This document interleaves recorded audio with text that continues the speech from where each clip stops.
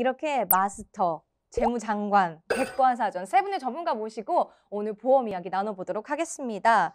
오늘도 보험의 꿀팁 전해드릴 텐데요. 오늘은 특히 저희 보험 골든타임을 시청하는 시청자님들께서 많이 질문을 주시는 바로 주요 2대 질환에 대해서 알아보도록 하겠습니다. 심장과 뇌혈관 질환을 묶어서 우리가 2대 질환이라고 부르게 되는데요.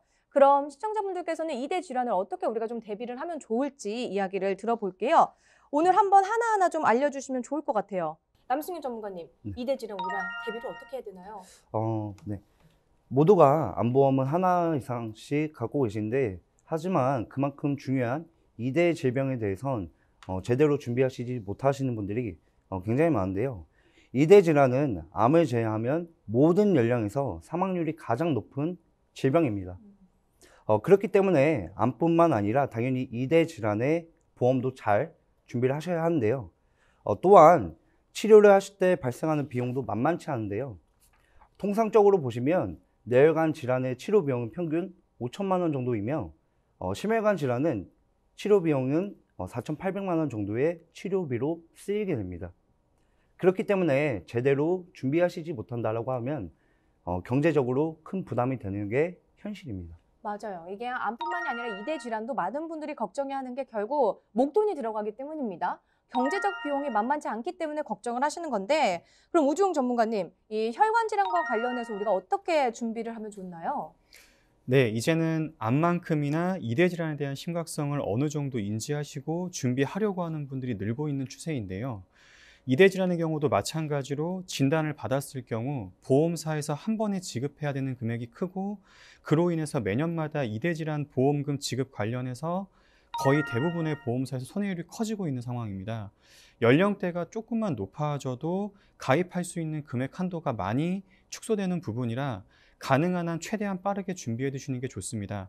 실제 지급률을 한번 보시면 뇌혈관 질환, 허혈성 심혈관 질환의 경우 혈관과 관련된 어떠한 진단을 받더라도 100% 보장이 들어가지만, 뇌출혈, 뇌졸중, 급성 심근경색 진단금만 가지고 있을 경우 보장 범위가 굉장히 제한되기 때문에 각 진단금별로 효율적으로 준비하시는 게 굉장히 중요하다고 볼 수 있습니다. 네, 아무래도 연령대가 높아질수록 가입할 수 있는 범위가 좀 좁아질 수 있기 때문에 일찍 준비를 하는 게 좋을 것 같습니다. 그런데 또 여기에서 담보에 따라서 보장 범위도 다르기 때문에 우리가 잘 체크를 해야 될 텐데, 지금 함께 보시는 시청자분들이 바로 확인할 수 있는 방법이 있을까요? 네, 만약 지금 증권이 있으시다면 당장 확인이 가능합니다. 네, 화면에 보이시는 것처럼 지금 내 보험에 뇌혈관 질환은 없고 뇌출혈만 가지고 있는 건 아닌지, 허혈성 심장 질환은 없고 급성 심근경색만 가지고 있는 건 아닌지, 만일 이렇다면 실제 혈관 질환이 발생하더라도 극히 일부에만 해당이 되기 때문에 보험금을 지급받으실 수가 없습니다. 또한 앞에 중대한이나 특정한 같은 이런 조건이 붙지는 않는지 중요하게 살펴보셔야 합니다. 앞에 무언가 이렇게 조건이 붙어 있다면 약관상 지급받기가 훨씬 더 까다롭습니다. 특히 이제 중대한이란 이런 조건이 붙는다면 거의 받을 수가 없는데요. 이러한 보험을 바로 CI 보험이라고 합니다. 네, 보험의 이름은 회사마다 여러 가지로 불려지고 있습니다. CI 보험은 기본적으로 종신보험으로 주기하기 사망보험금을 지급하기 위한 보험이기 때문에 질병 보상이 1순위가 아닙니다. 다만 중대한 질병이 발생하였을 때 사망보험금의 일부를 선지급해 주는 것을 갖고 있을 뿐입니다.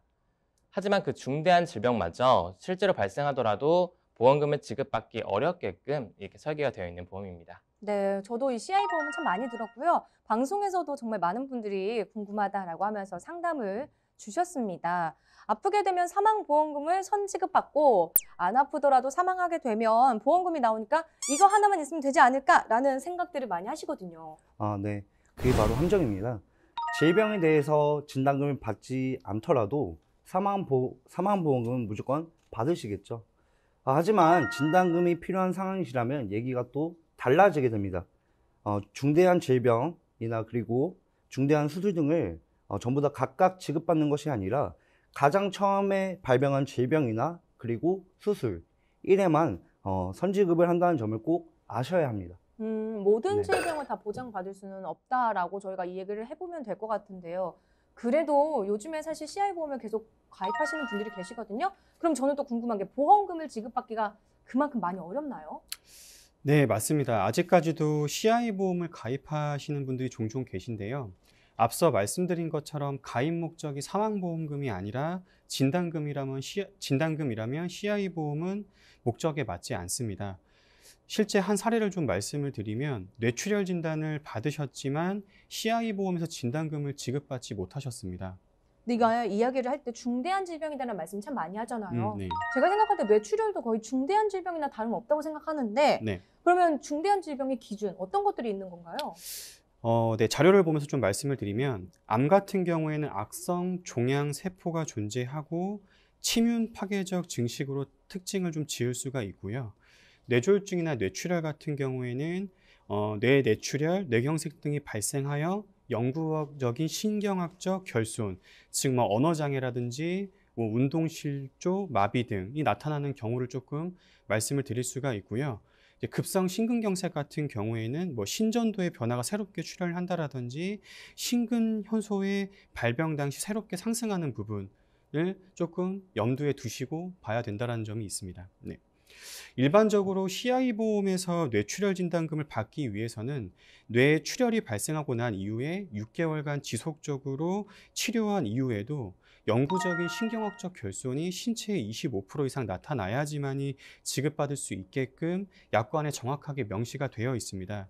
이 외에도 부가적인 조건이 정확히 부합되어야지만이 지급받을 수 있는 부분이기 때문에 결론적으로 말씀드리면 CI 보험에서 선지급받기란 사실상 불가능하다고 볼 수 있습니다. 이렇게 이야기를 들어보니까 조건이 너무 까다로운 것 같아요. 네, 맞습니다. 그렇기 때문에 일반 소비자들 입장에서는 암 보장이 되는구나, 뇌졸중, 뇌출혈 보장이 되는구나라고 생각을 하지 이런 경우는 안 되고 이런 경우는 되고 이렇게까지 다 읽기는 좀 어려운데 말입니다.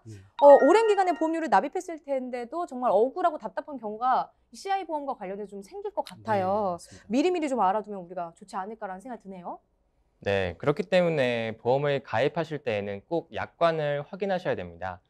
약관은 각 회사의 홈페이지에 접속하면 상품별로 나와 있기 때문에 해당 상품을 찾아서 눈으로 보시는 것은 크게 어렵지 않습니다.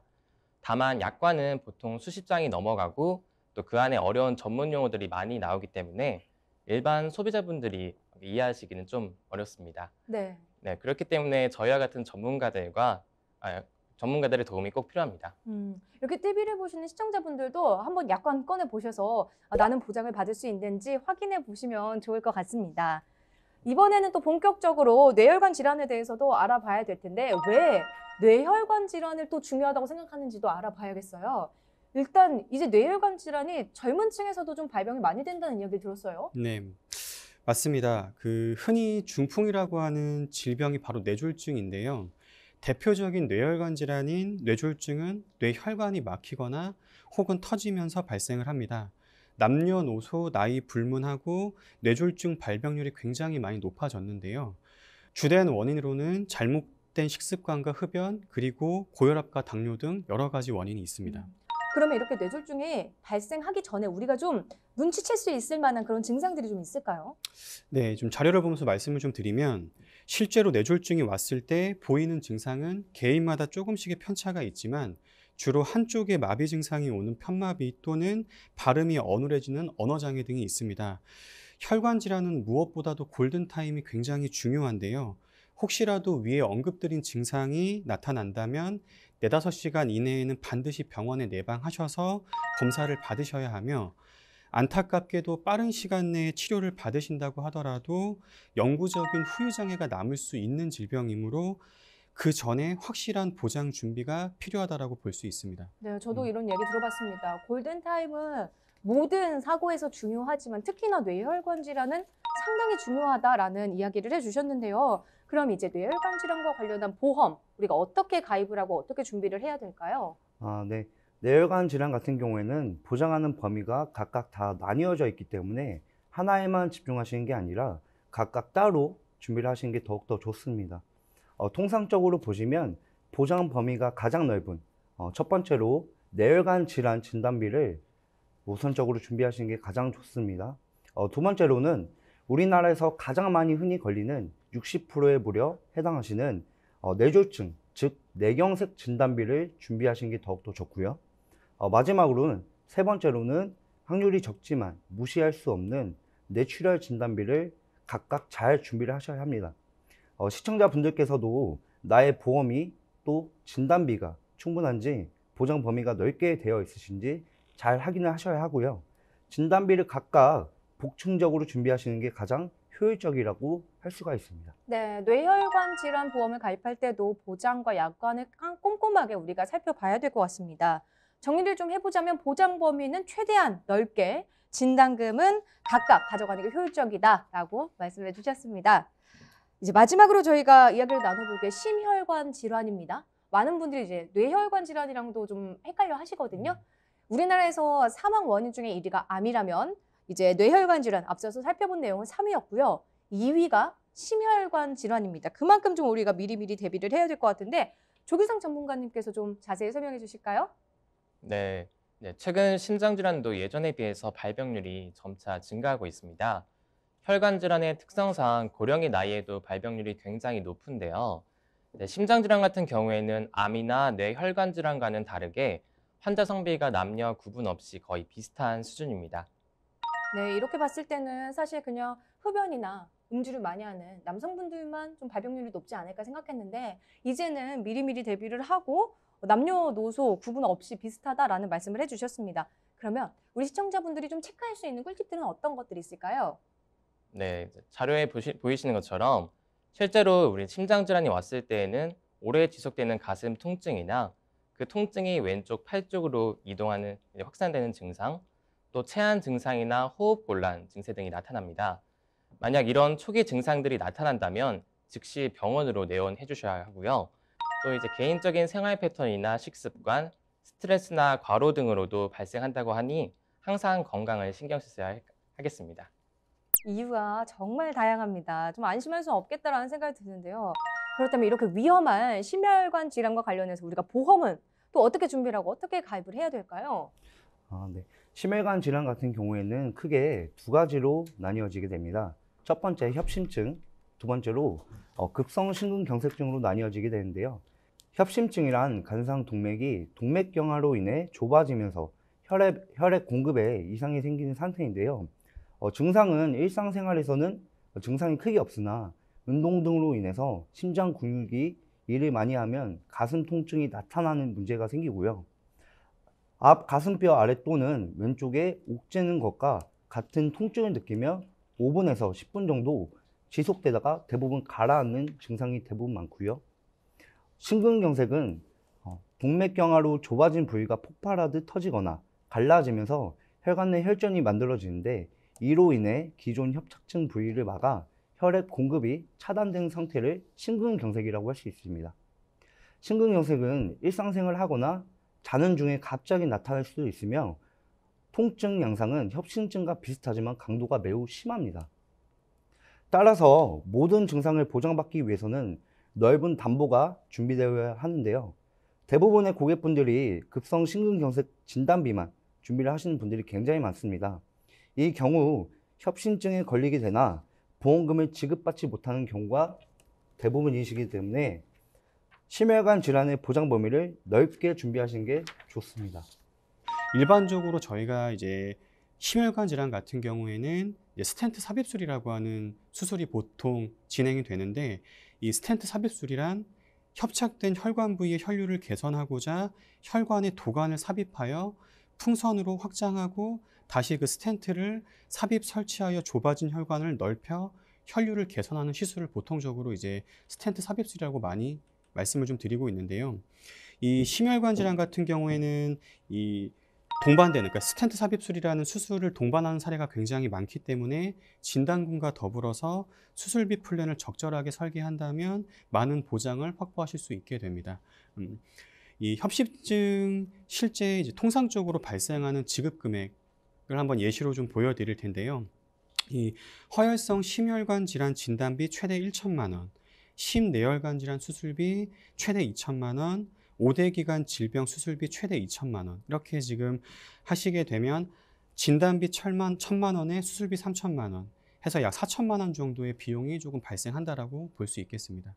네, 오늘 이렇게 세 분의 전문가와 함께 이대 질환에 대해서 알아봤습니다. 사실 이렇게 요즘에 심혈관 질환, 뇌혈관 질환 주변에 많은 분들이 좀 겪어봤다라는 이야기를 듣거든요.